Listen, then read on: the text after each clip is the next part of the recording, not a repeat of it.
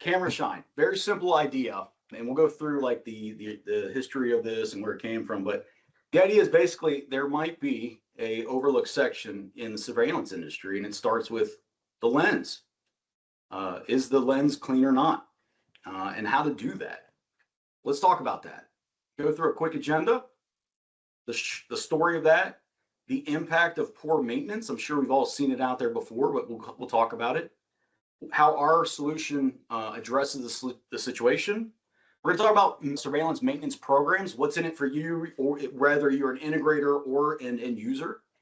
A little bit of Q&A, like Patrick said, and there's but wait, there's more towards the end. So a little bit about myself. I am president and founder of CameraShine. My best title, though, is father of 5. I have 4 boys and a daughter. My oldest is 15 and a half, so he's just starting to drive. And then my youngest is 2 months old. So super excited that I'm a good dad anyway. I've been lucky enough. I've had 20 years in the electronic security industry. Seems like you either are born into this industry or you kind of fall into it. I was the latter. I had my first job was inside sales for Honeywell because I thought that an explosion-proof camera was cool because, you know, it had to go on a SWAT vehicle or something. I didn't even know what that meant when I first started, but since then, upward progression. I've owned my own business. I've been a technician, a project manager, ops, sales ops, corporate, and I really love it. This industry has been very, very good to me and my family. And then finally, I'm an amateur adventurer. I'll show you a little bit, just give a little bit of my personality in that. Through my journey in the industry, I have been, especially over the last few years, I've been asked to contribute to several publications within the industry. Industry publication has been very happy to do so, very proud to do that. My kids get a kick out of it a little bit, and I get to share a little bit of the experience that I've gotten, that I've received from folks that have been in it longer than me, and I really love sharing. I'm active or support several of the organizations that everyone on this call probably either knows of or a member of, supports in some way. ESA, California Alarm Association, one of the biggest ones in the country. Startup security, if you don't know what this is, look it up. These are startups in the industry, and if you are looking to try to stay tip of the spear, you want to check out the list of companies in here and maybe provide a little bit of support there as well. And probably my favorite is FAST, so Foundation for Advancing Security Talent. Number one thing I hear and have heard for years is finding good talent is difficult, but specifically technician talent is very difficult. It's incestuous. They'll move around. Sometimes they'll jump for $1. But even worse than that, how do you get the next generation up into this fold a little bit? They're addressing that, which I appreciate too.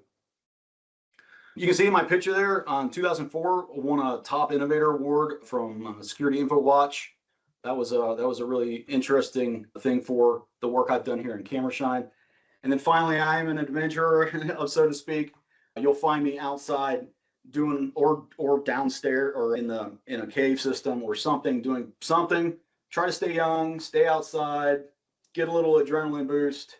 I'm actively involved in Boy Scouts, and then now I'm able to start folding my children into this final picture here of my 15-year-old Liam climbing ice at night. This was this past weekend. Super stoked to have seen him absolutely crush it. But trying to stay young in this industry and go from there. So CameraShine's story starts, as most things do, I think, is from a customer. We had just installed a variety of cameras. I think it was like a $60,000 job or something like that. And, you know, we finished up and they're like, hey, good question. How do we clean these cameras? And I was like, you know what? I don't know. It's a fair question. And, you know, I got to thinking about it, and it turns out there's dirty cameras everywhere. And it's like, well, how do we clean these? So what I did, I'm not one to make up an answer. So I asked our technicians, well, how are cameras cleaned currently? What is the standard? How do we do this for this nice customer so I can relay this information? And I got back about 10, I emailed 12 people, got 10 different responses back. Some of them as absolutely crazy, like we don't, fair enough, but we're an integrator, we're getting paid to. So we don't versus, yes, somebody actually wrote this. I spit on my hand and washed the domes. He wrote it in a corporate email to me. Very happy that he did that. It was kind of funny. Now, overall, it was a whole lot of, we're not sure, but what we think is we're going to use some kind of window cleaner on this, some kind of paper towel or a rag that we have probably either at the customer site or in the van somewhere. And then we have to get to it. So it's a ladder or a lift. There's really no other way to do this. And I that's what I told him. That's what I told the customer. Hey, this is how we suggest do this, because this was what the arching standard was. And I asked outside. I asked outside of our group, outside of our company, and it was basically the same thing. It was either we don't know, or we just kind of figure it out, whatever that means. Now, what I do know, I knew a little bit. I knew enough to know that glass cleaners contain harsh chemicals. They have ammonia, they have alcohol, they have other things in there that I know that the soft optical plastics that we use for security cameras, yeah, they're hard, yeah, they're tough, but they're also very, you can scratch them easily. They have coatings on them, they have tints, and you don't want to be grinding them down with something with ammonia in it. So I knew that wasn't the right answer. I knew that using a dirty rag out of the truck is not a good idea.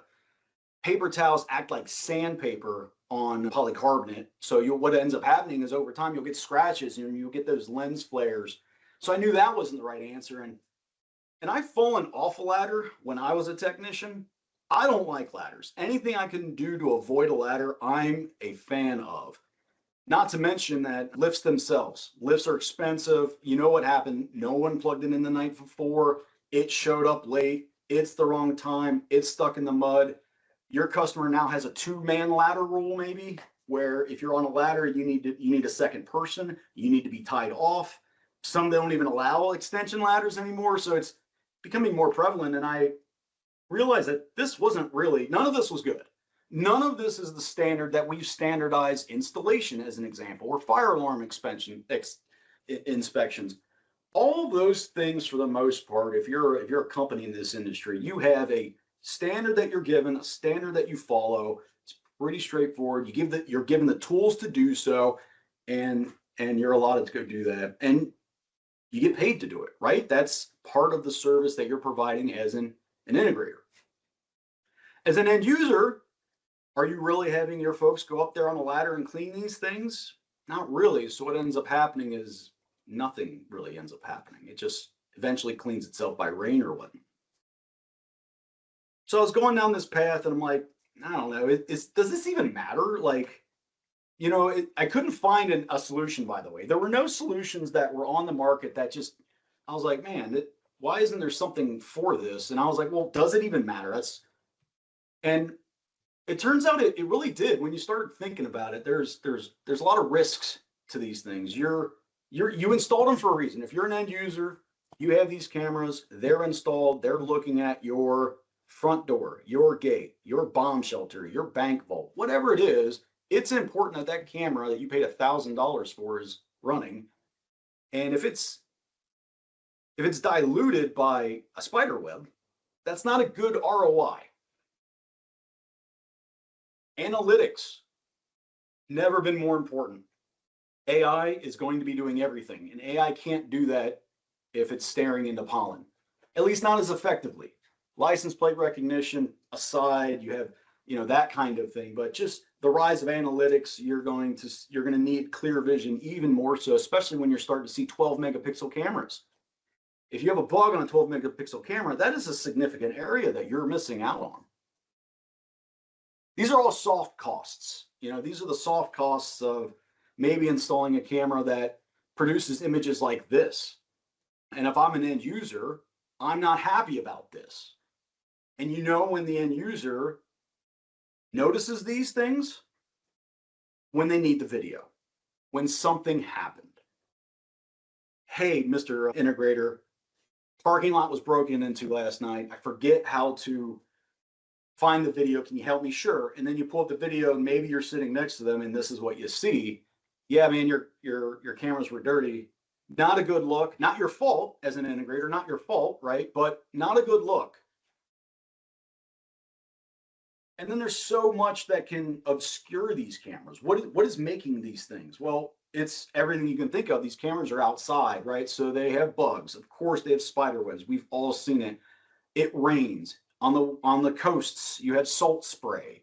In San Diego, you have seagulls that just love to find our cameras for some reason. You have birds everywhere. You have residue from manufacturing facilities. All of these things produce particles in the air.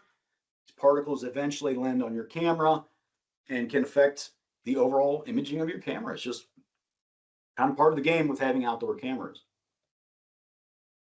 So I wasn't happy with any of this. I'm a tinkerer by nature, and I was like, you know what? None of this makes sense. There's not something on the market for this. This was several years ago. There wasn't something on the market for it. I'm like, you know what? I don't know, but whatever we're doing now is wrong. It's just not right. There has to be something better. And I looked and looked, couldn't find anything, and I realized something. Guess it's up to me. I'm going to have to produce something here that will make me happy, that I can go do this, that I can go take care of somebody's camera without pulling out a ladder. Frankly, again, I hate ladders. So it's like, how can I do this?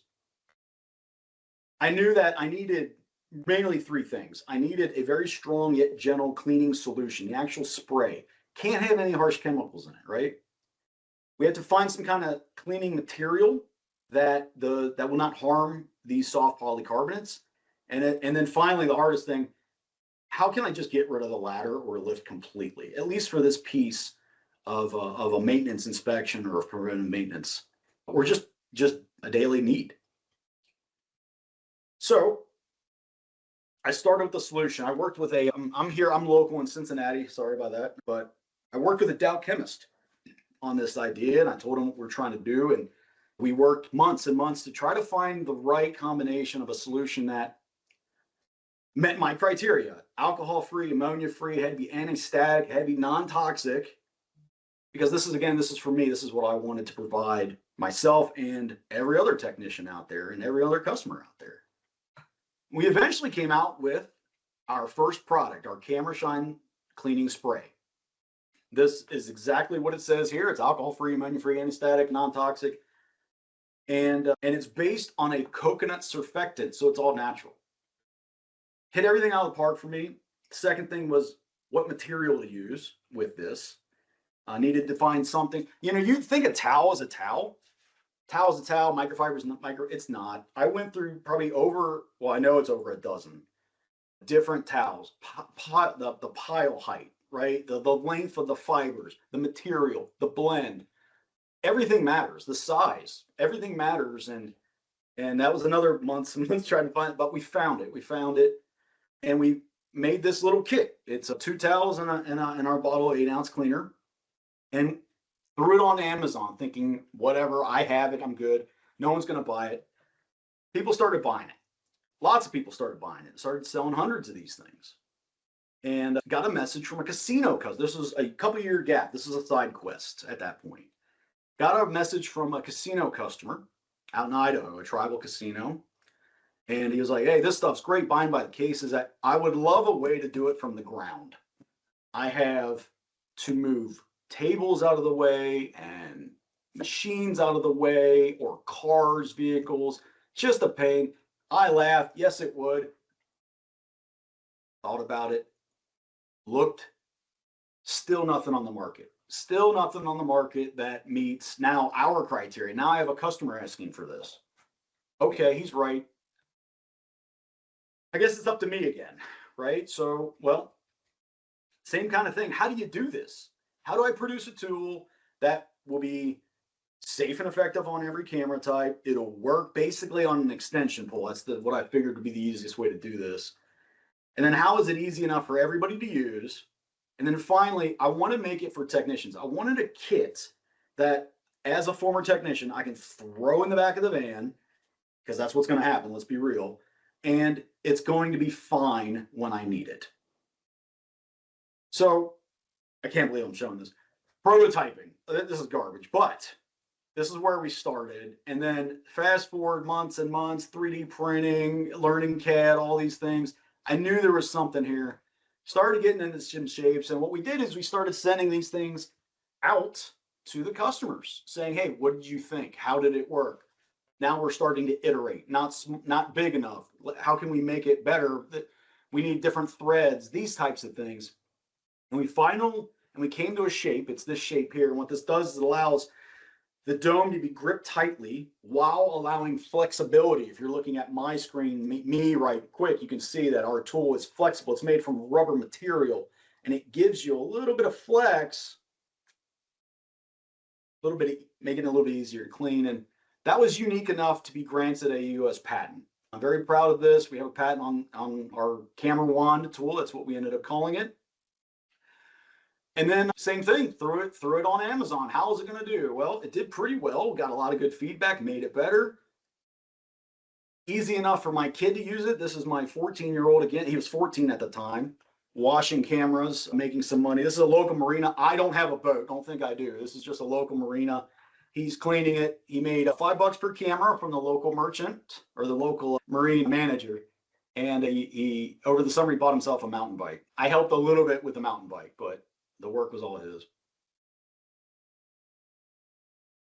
And then it led to us winning an award at the ESA or the ESX show in 2004. It was the Most Innovative Tool Award. Very happy, proud of this too. Very kind of surprising, to be honest, but others thought that it made good sense, and we had a decent run at the time, so we were selling a bit of it. Wasn't quite what it was just good enough. That's how I like to say it. It was just good enough, I think, even back then. And then we spent the next year or so improving the product. Same thing. Through customer feedback, we added poles. No one wants to get poles. This is our current surveillance kit. We now use 10 microfiber bonnets. These are the same material, but you can wash them over and over. They're reversible. We added another tool here, this long elongated tool. I don't have a better picture of it. It's called our Bullet Buddy. One of the feedbacks we received from one of our national accounts was, hey, the dome tool is great, and then you can use the side of it for some box camera lenses types of thing, but it's a little small. We a little bit big. We want something else to get in those tighter spaces. So we created another tool. We included in our current kit, and this is where we're at now. We're in all 50. We've sold in all 50 states. We were in 13 countries. Somehow, I've never spent $1 for advertising overseas. We just shipped to Australia again a couple of days ago.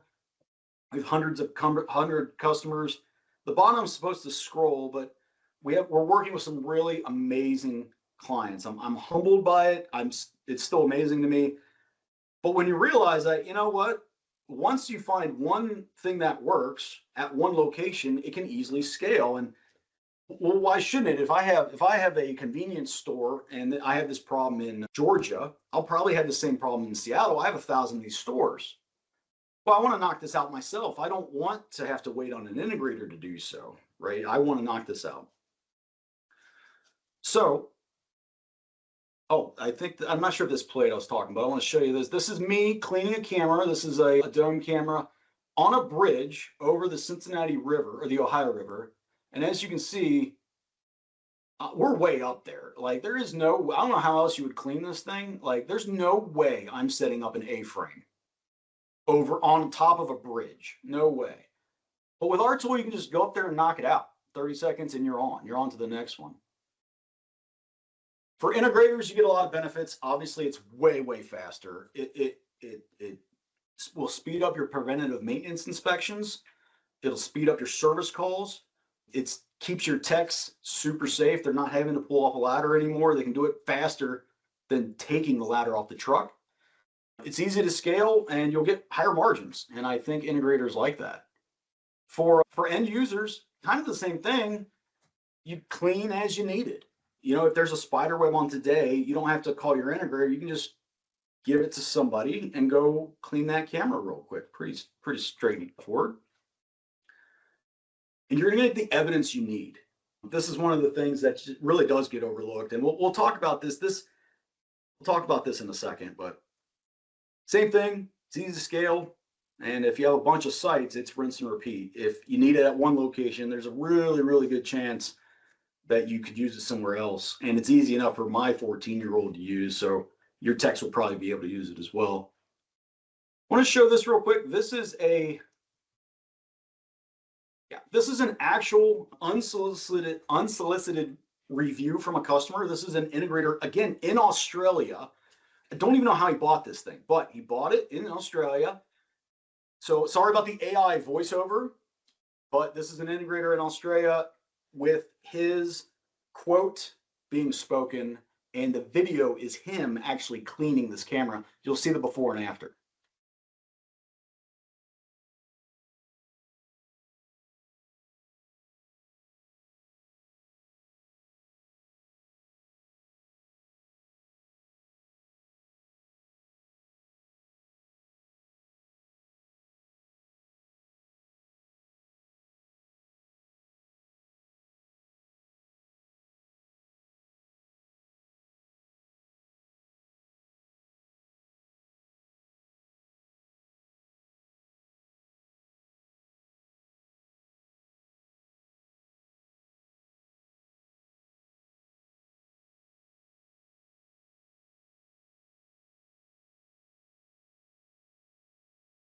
I hope that played the audio anyway, but if not, you can see the before and after right here.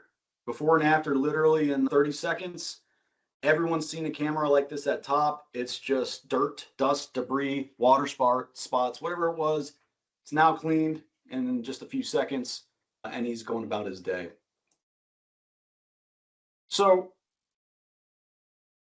very happy that I was able to create a solution for some folks that seems to be helping people out. The more and more that I've talked to integrators and end users, the more I see, the more I realize that there's still something missing. Just because you have a tool available doesn't mean it's going to get used. And I'll start with this. I don't know if this is funny or not, but how are security cams like quantum mechanics? If anybody knows Schrodinger's cat, the idea is basically there's a cat in a box. Is it alive or dead? You don't know until you look at it. Okay, you open the box, now you know that cat's alive or now he's dead. I think sometimes our camera systems are very similar. It's Schrodinger's camera. They're just not being monitored. They're not being maintained very well. And that kind of leads me to a little bit broader of a topic, which is maintenance, just overall maintenance plans. Because, like I said earlier, I've been around, I've been here for 20 years and I've seen some stuff, right? I'm sure if you're on this call, I'm sure you've seen some stuff. And you just have to ask yourself, like, well, one, how did that possibly happen?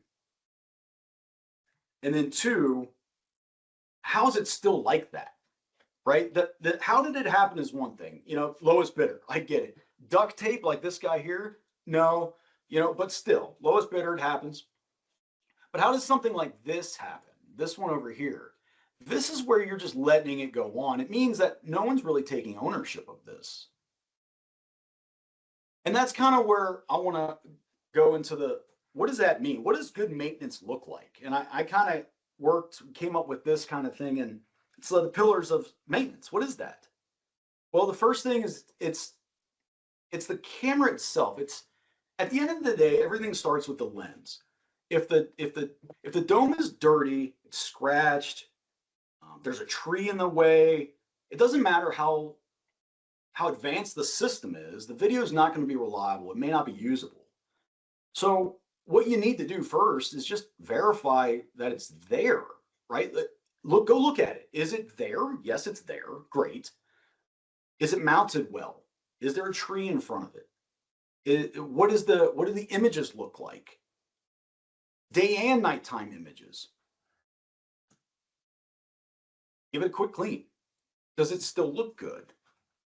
That's like number one. Very simple. The edge sometimes. The second is the actual hardware. So this is more like a head end, right? So a clean camera isn't enough if the settings are wrong or the firmware is outdated, especially today with all the attacks going on. So usually you need the most up-to-date firmware. There's some caveats, I know, but still.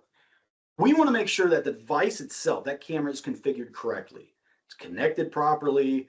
The recording is what it's supposed to, that it's recording what it's supposed to be recording.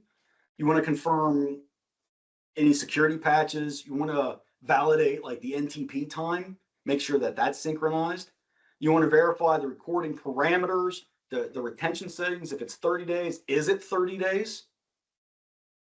Check the resolution, the bit rate, the compression files or compression profiles. Make sure those are all in line with either your standards, your integrator standards, the manufacturer suggestion, or just max it out as typically is done. Got to confirm the network link and alerting, make sure that's all working well. And then the actual performance, and this again, the goal isn't just video, it's usable intelligence. We need to confirm that the camera can identify a face if that's the intent. It's going to read a plate if that's the intent. And then it's going to trigger whatever analytics the way it was designed to do. You need to test daytime low light imaging. You need to validate that IR performance. You need to make sure that those identification thresholds work for your, if you're an end user, for yourself, if you're an integrator for that customer. And also false positives. Sometimes, you know what, false positives can kill your hard drive, or if you're getting notified, it will destroy your email or notification system. And then finally, if the maintenance isn't documented, it's not really done, right? You're not sure. It needs to be documented. You need to assign it to somebody. Someone eventually, so it eventually stops happening, so that that camera is always in good shape. It's always working. Yes, I checked it a couple days ago on a reoccurring automatic basis. You need a log service date. What camera you did that whatever activity on. I would say in the documentation, same thing with the before and after images. If you're replacing a camera, do a before and after. If you are moving a camera, before and after. If you're cleaning a camera and it's noticeable, a quick before and after, put that into your documentation. And then one quick thing that I've learned from a couple others in this industry is you want to take those cameras in your system and you want to define them by risk. Define the frequency tiers by risk environment. What I mean is, not every camera is built the same. Some are more important to you than others. Is your ATM camera important? Probably. Is your front door camera important? Probably. Is your copy room door important? Yeah, but not as much as your ATM camera, right? So what I would suggest is, as you are figuring out what a good surveillance maintenance program looks like for you, let's go down that path of, well, I want to make sure that the ATM cameras are always on, all the time. I want to know the network goes down. I want to know if it's obscured. I want to know all these things. And Digital Watchdog has analytics and reporting capabilities that can help you do that, so that it will let you know when something's going on with your camera, so that you will not be, I'll say, blindsided by maybe something. And now you have to react to it. We're talking about being proactive through a maintenance plan. Now, once you have the idea or the concept of what a maintenance plan looks like for you, how do you actually implement it? This is going to take a little bit of leadership capital, as I like to say, because if you're not doing it now, you need to show a good reason, right? First thing you want to do is, who owns it? Is it your integrator? You can outsource it to your integrator, no problem. I'm sure your integrator will be happy to sell you, if you're an end user again, be happy to sell you a maintenance program. I'm sure they have different tiers, different capabilities. If you don't have one now, reach out to your integrator and do so. You might be saving yourself a ton of money by selecting to partake in some of their offerings. If you're an end user, if you're an integrator, I still talk to a lot of integrators that do not sell maintenance plans. And it's a shame, because really customers are asking for this. They need to know that their cameras are up all the time, as an example, and that there's going to be somebody ready to go if they need it fixed. That should be you as an integrator. You should be the first person they think of as, oh, something's wrong with the camera. Let me talk to my integrator. They're going to fix it for me because they do so well. I'm paying them monthly anyway. And as far as the integrator goes, it's sticky, right? Keeps you front with the customer, but also you learn a lot about the customer. The more you're there, the more you learn about them. And now you're no longer an integrator, you start becoming an advisor. hey, I'll just say, John, we're here doing your annual maintenance inspection or quarterly maintenance inspection, and notice, what about that gate? What about the parking lot? I noticed maybe how's your business changed in the last month? I saw there's a new generator. There's no camera on the new generator. Yeah, I forgot to call you. Well, let me give you a quote for that.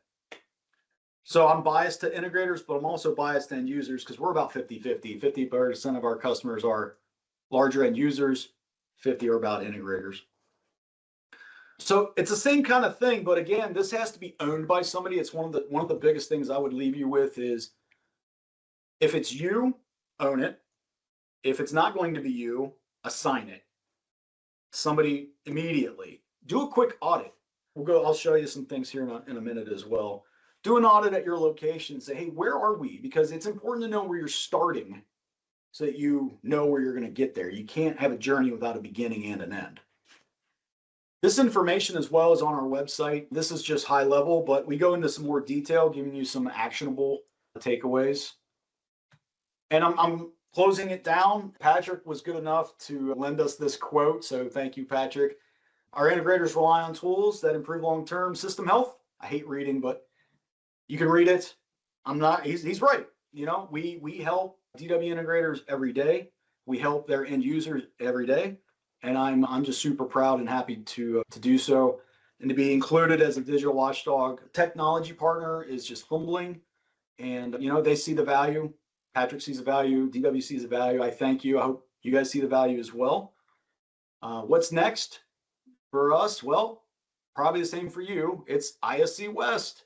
We don't display, or we don't have a booth at ISC West, but we are playing. I'm always there. Have been for the last few years. You'll see me walking around with this thing on my little pole.